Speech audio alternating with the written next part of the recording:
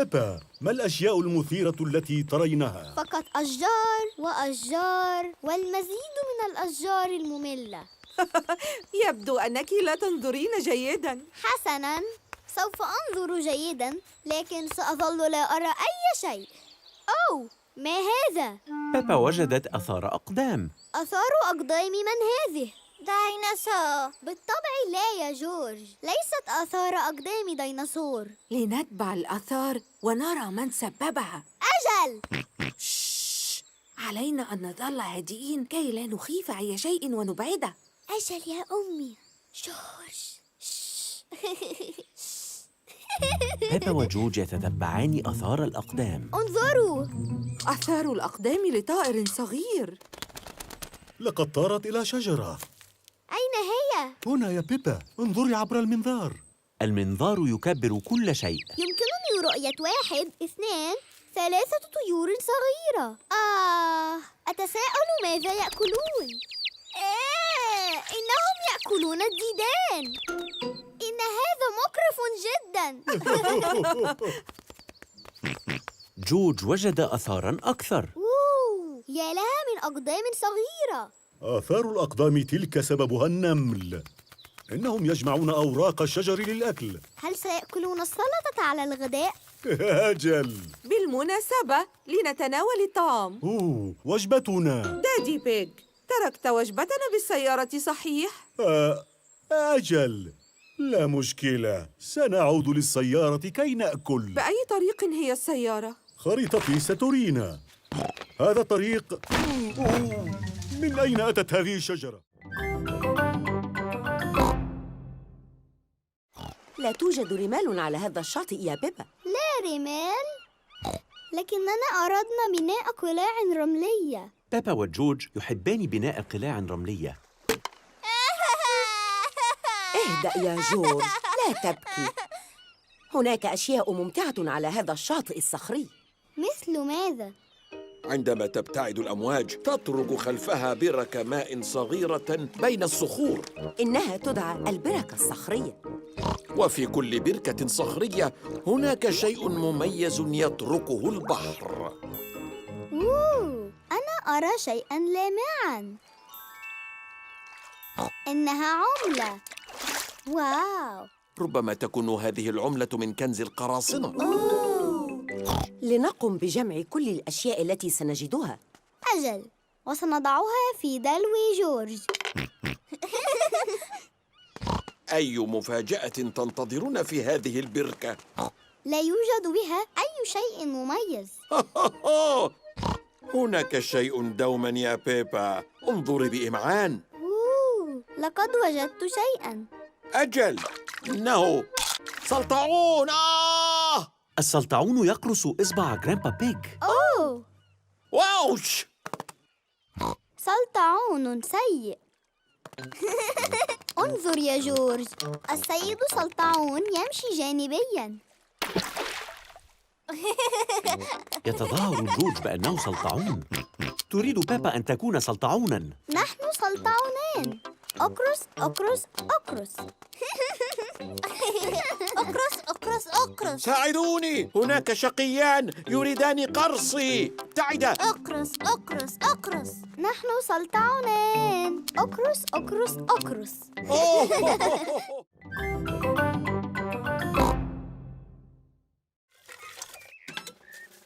الزرقاء فازت بسيارة اللعبة. أحسنت يا داني. أيمكنني الحصول على تذكرة؟ شكراً بيبا. ما الذي تريدينه؟ رحلة المنطاد. أليس من الأفضل أن تفوزي بكعكة الشوكولاتة المنزلية؟ دادي بيج يحب كعكة الشوكولاتة المنزلية. الحمراء فازت برحلة المنطاد. مرحبا. ليسعد الجميع. هيا، كم عدد الركاب؟ 4. وأيضاً تيدي ديناصور. وتيدي والديناصور. نحن 6. اصعدوا. أسرع يا دادي بيج، اصعد. أسرع يا أبي. لنربط الدعامة. سننطلق بأقصى سرعة. مذهل جداً آنسة أرنبة، لابد أنك قبطانة ماهرة. ليس حقاً. هذه أول مرة أقود فيها منطادا. أوه. تمسكوا. الأنسة أرنبة تسخن الهواء في المنطاد لتصعد للسماء. إلى اللقاء. إلى اللقاء. أتريدون قراءة الخريطة؟ سأفعل. أمتأكد يا دادي بيج؟ أنا جيد جدا في قراءة الخرائط. هذه الخريطة صعبة قليلا. هل نرتفع أكثر؟ أجل أرجوك، أعلى أعلى. المنطاد يرتفع أكثر في السماء. أوه، أين ذهبت السماء؟ لا تقلق يا بيبا، نحن نطير بداخل سحابة. أوه. واو، السماء عادت مجدداً. مرحبا. منطاد كبير، منطاد كبير. هل صعد الجميع؟ أجل أيها القبطان. هيا لنبحر. نراكم لاحقاً. بيبا وكل أصدقائها يرتدون سترات النجاة. جورج، يمكنك ارتداء قبعة القرصان. اليوم سنبحر إلى جزيرة القرصان. لو كنا محظوظين قد نجد كنزاً مدفوناً. يبدو أن جزيرة القرصان مكان رائع. ها هي الأرض. لقد وصلنا. جزيرة القرصان. ما هذا؟ إنه كاشف للمعادن. إنه يجد الكنز المدفون. جرامبا بيج يستخدم كاشف المعادن ليبحث عن الكنز المدفون. أها! لقد وجد كاشف المعادن شيئاً. هيا نقم بالحفر. إنها عملة صغيرة. كنز. هيا لنجد المزيد. أها! لقد وجدنا شيئاً آخر يبدو كبيراً. غير معقول. هذه القطعة من الكنز ثقيلة بعض الشيء. يا إلهي، هذا ليس كنزاً مدفوناً. هذه عربة تسوق قديمة. أوه. لنكتفي من البحث عن الكنز. من يساعد في بناء قلعة رملية كبيرة؟ إنها فكرة جيدة جراني بيج. سأذهب لتفقد القارب. جراني بيج ستساعد الأطفال في بناء قلعة رملية كبيرة. البريد. بيبا وجورج يحبان وصول البريد. لدينا رسالتين. هذه لدادي بيج. هذا مثير. عزيزي دادي بيج، أرجوك ادفع فاتورة التليفون. أوه. وما هي الفاتورة؟ إنها تبدو كشيء ممل. الفواتير مملة جدا. أمي، هل الرسالة الأخرى لك؟ لا، هذه الرسالة لبيبا وجورج. رائع! رسالة لجورج ولي. فلتأتيا إلى حفل عيد ميلادي زوي صديقتكما. زوي قامت بدعوة بيبا وجورج لحفل عيد ميلادها. أجل. عليك كتابة رد لزوي كي تخبريها أنك ذاهبة لعيد ميلادها. أتساعديننا بالكتابة يا أمي؟ بالطبع. بيبا وجورج يكتبان رداً لزوي. ماذا تريدين أن أكتب؟ عزيزتي زوي. عزيزتي زوي. لا أعلم ماذا أقول. ماذا عن؟ نتشوق للقدوم لحفلك. أطيب التمنيات بيبا وجورج. ما لون الغلاف الذي نستخدمه؟ الأحمر. إلى الآنسة زوي. وأخيراً الطابع. الرسالة جاهزة الآن. هذا صندوق البريد. ها هم داني، سوزي، بيدرو، ريبيكا والفيلة آميلي. الكل سيرسل رسائل. ها هي بيبا مع رسالتها. انتهيت.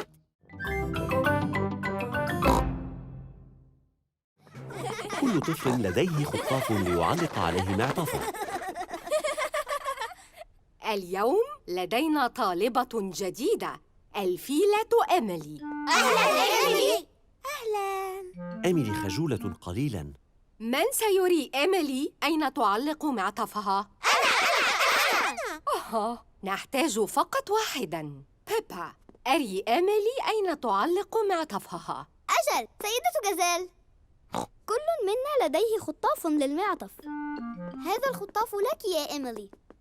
إيميلي تعلق معطفها على خطافها.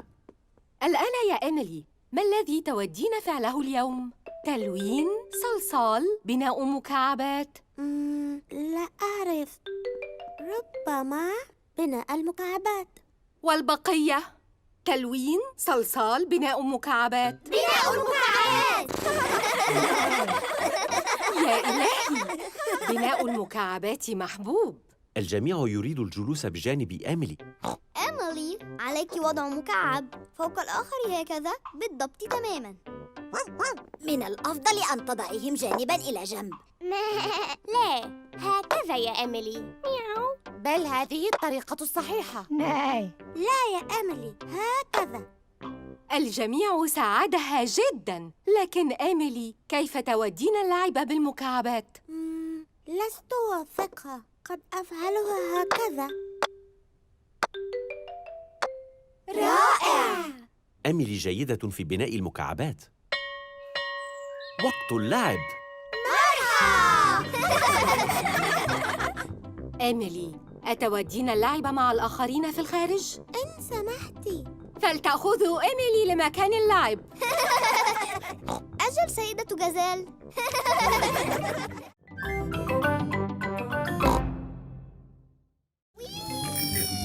أنا الفائزة. إنه ليس سباقاً بيبا، نحن فقط نتجول بالدراجة. أجل يا أبي، أنا ما زلت الفائزة.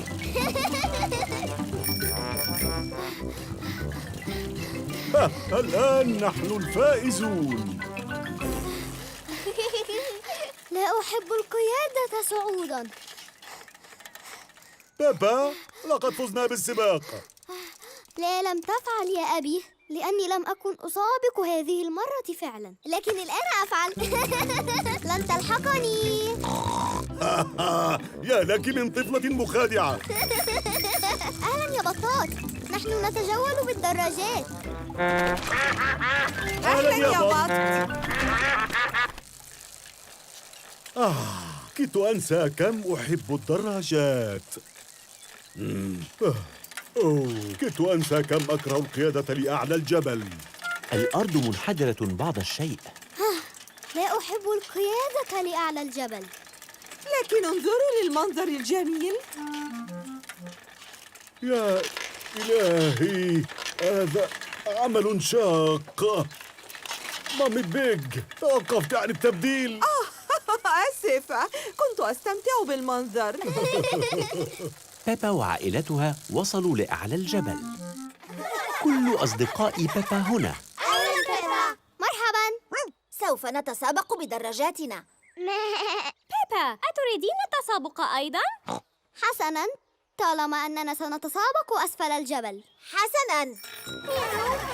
بيبا وأصدقاؤها يتسابقون لأسفل الجبل.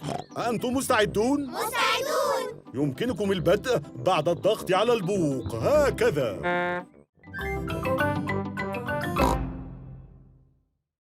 ها هي الحديقة. وصلنا. مرحبا. أمي، لما كل أوراق الشجر حمراء وصفراء؟ لأنه وقت الخريف بابا. في الخريف يكون الجو بارداً وتتغير ألوان الشجر. توجد رياح، لنلعب كي نبقى دافئين.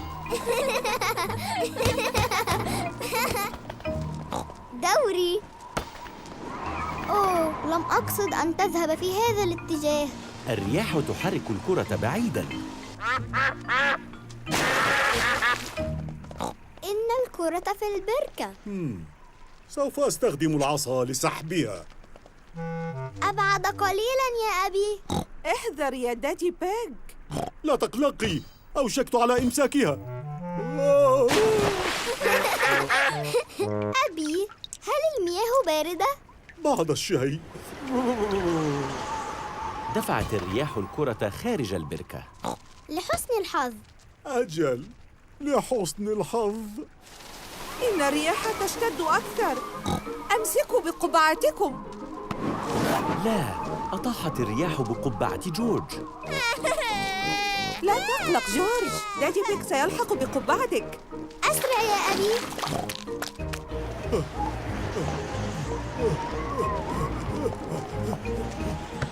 انظروا، إنها على هذه الشجيرة. سأتسلق وأحضرها. إن الشجيرة أصغر من أن تتحمل وزنك. إذن كيف سنحضر قبعة جورج؟ بسيطة، سأهز الشجرة قليلاً. ربما لو جعلتها تهتز أكثر.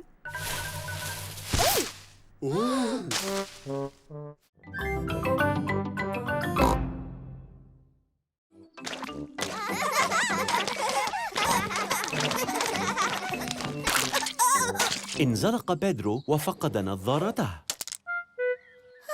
أين نظارتي؟ بدون نظارة بيدرو لا يرى. جورج وجد نظارة بيدرو. أوه. جورج المضحك، تفضل. أشكرك. بيدرو، لم ترتدي هذه النظارة؟ أنا أحتاجها كما قال أخصائي العيون. من هو أخصائي العيون؟ إن أبي أخصائي عيون يفحصك ليرى إن كنت ترى بوضوح. كيف؟ هل يرى ما بداخل رأسك؟ يقوم بفحص العيون. أتريدين أن أفحص عينيك؟ أجل، فلتفحص عيني. حسناً. مثير للاهتمام. أغلقي عيناً وقولي لي ماذا ترين؟ أنا أرى جورج. الآن أغلقي عينيك. الآن أنا لا أرى أي شيء. لا ترين أي شيء. أمر مثير للاهتمام. أنت تحتاجين لنظارة.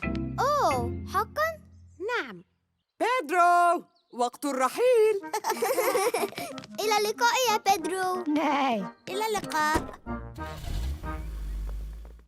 أمي، أحتاج لنظارة. ماذا؟ بيدرو قام بفحص عيني وأنا أحتاج نظارة. عيناك سليمتان يا بيبا. لا يا أمي، عندما أغلق عيني لا أرى أي شيء تماماً. إن الملعب قريب. حسناً، لنذهب سيراً. هيا من هنا. ذاهبون للملعب، ذاهبون للملعب. أوه، إلى أين ذهبت السماء؟ لا تقلقي يا بيبا، إنه مجرد غيم. ما هو الغيم؟ الغيم هو سحاب على الأرض بدلاً من السماء. أوه. إنه غيم كثيف. أنا لا أرى أي شيء. ربما علينا العودة للمنزل. أجل، سوف نذهب للملعب يوماً آخر.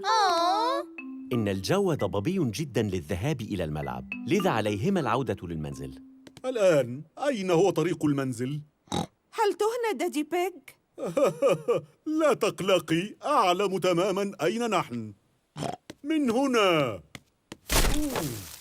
من وضع هذه الشجرة؟ دادي بيج ارتطم بشجرة. هل أنت بخير دادي بيج؟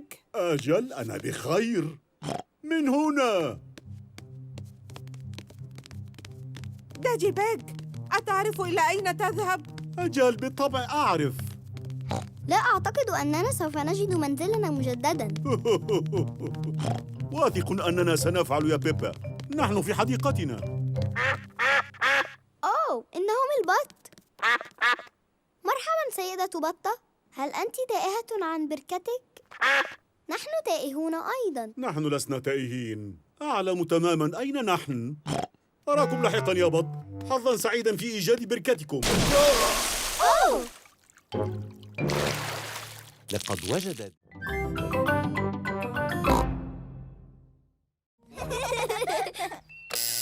أجل. مرحباً، هذا أنا دادي بيج. مرحبا دادي بيج. أضغط على الزر أيضاً؟ بالطبع يا بيبا. أجل. هذه أنا. أهلا أنا. هيا. مكتبي في الطابق العلوي. علينا أن نصعد بالمصعد. أيمكنني الضغط على الزر؟ أظن أنه دور جورج. اضغط على الزر الأعلى يا جورج.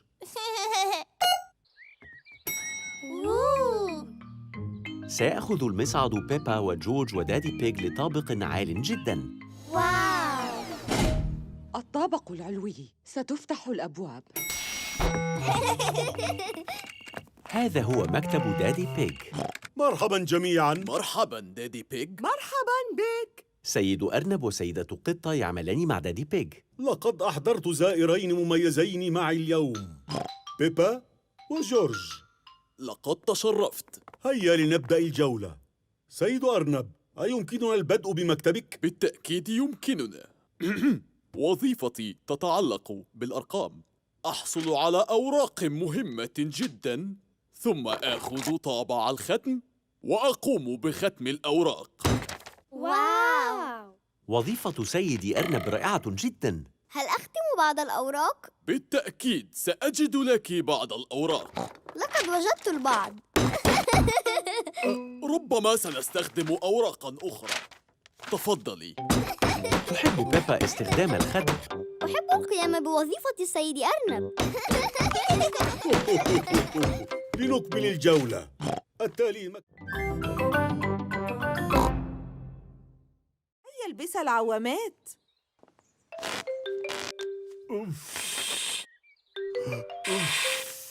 تفضل جورج. عوامات أذرعك تجعلك تبدو أكبر.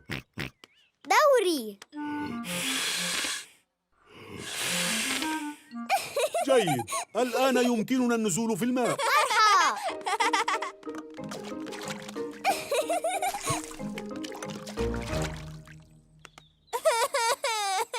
إنها أول مرة لجورج في حمام السباحة. لما لا تضع قدماً واحدة في الماء؟ فلتجرب القدم الأخرى. يمكن لجورج وضع القدمين في نفس الوقت.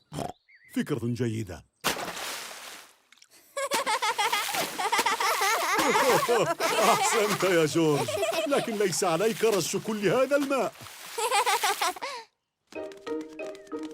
ها هي الأرنبة ريبيكا مع أخيها الصغير الأرنبي ريتشارد. أهلاً ريبيكا. مرحباً جميعاً. ريتشارد، تمسك بهذه العوامة لتتمرن على تحريك قدميك.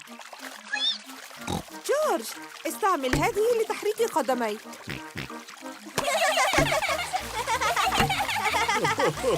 جيد جدا، لكن حاول ألا ترش الماء.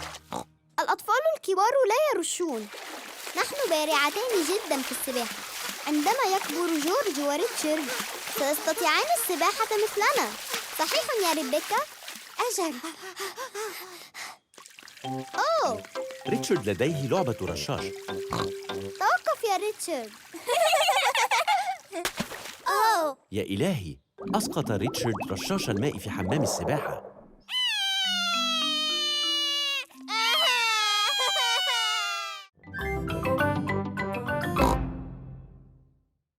يجب ارتداء أحذية التزلج.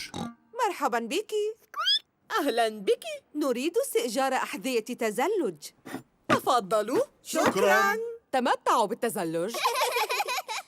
ها هم الحمل سوزي، الأرنبة ريبيكا، الكلب داني، زوي، القطة كاندي، الفيلة أميلي، والمهر بيدرو. أصدقاء بيبا يتزلجون ببراعة. بيبا تريد التزلج. مرحباً جميعاً. أهلاً بيبا.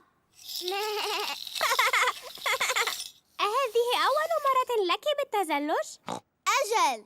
هل أريك كيف تتزلجين؟ لا شكراً يا سوزي، أنا واثقة أنه يمكنني فعلها. حسناً، هيا بنا. أوه. يا إن هذا مستحيل. أنا لا أريد التزلج على الجليد بعد الآن. لا تقلق يا بيبا، كلنا نسقط عند التزلج، حتى أنا أسقط. انظري لهذا، لا بأس. أوه. أبي المضحك. جورج، أتود أن تتزلج؟ لا. جورج لم يقم بالتزلج من قبل وهو قلق بعض الشيء. سوف أعتني بجورج بينما تعلمي بيبا التزلج. إنه سهل يا بيبا، فقط ادفعي بقدميك وانزلقي. ادفعي ادفعي انزلقي، رأيتي؟ ادفعي انزلقي، ادفعي انزلقي. هذا سهل جدا، يمكنني فعلها الآن بنفسي. ادفعي انزلقي، ادفعي انزلقي. أحسنت يا بيبا. انظروا إلي، أنا أتزلج.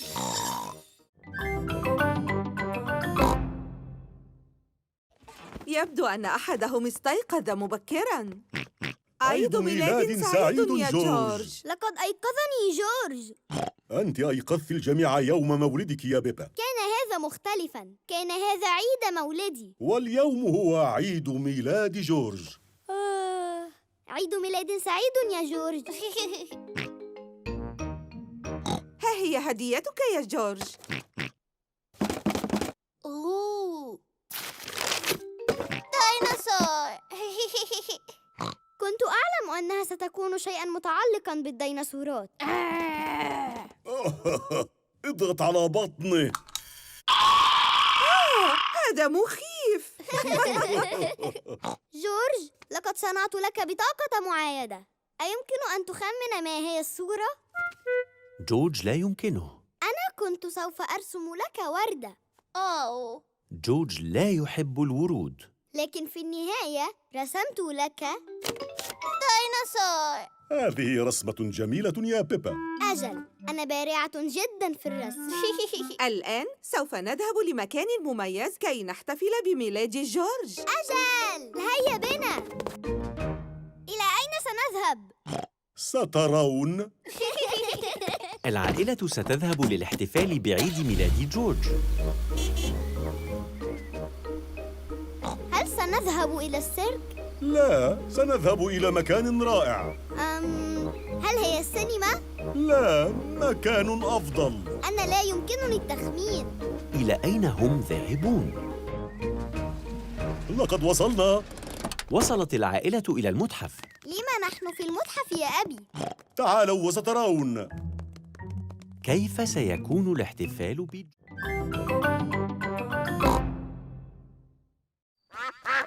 البط يريد الخبز. متأسفون، ليس معنا أي خبز اليوم، لكن لدينا شيء ممتع أكثر. أحضرت بيبا قاربها اللعبة،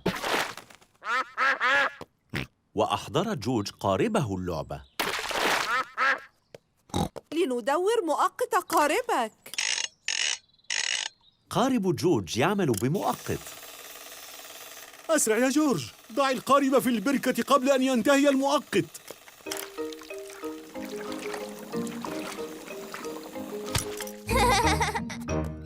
جورج يحب قاربه ذا المؤقت. يا أمي، أتدورين لي المؤقت؟ قاربك لا يحتاج للتدوير. إن قارب بيبا بشراع، الرياح تقوم بتحريكه. أنا لا أحب قاربي، إنه لا يفعل أي شيء. لأنه لا يوجد أي رياح اليوم. يحتاج بعض المساعدة. شهيق، زفير، سأنفخ قاربك ليتحرك. مرحب. لقد تحرك بسرعة. بيبا تحب قاربها الشراعي. هذه صديقة بيبا، الحمل سوزي. مرحبا جميعا. أهلا يا سوزي، نحن نلعب بقواربنا. أحضرت قاربي سريع. أيعمل بمؤقت؟ لا، إنه ببطاريات. يحتاج قارب سوزي بطاريات ليتحرك. أوه.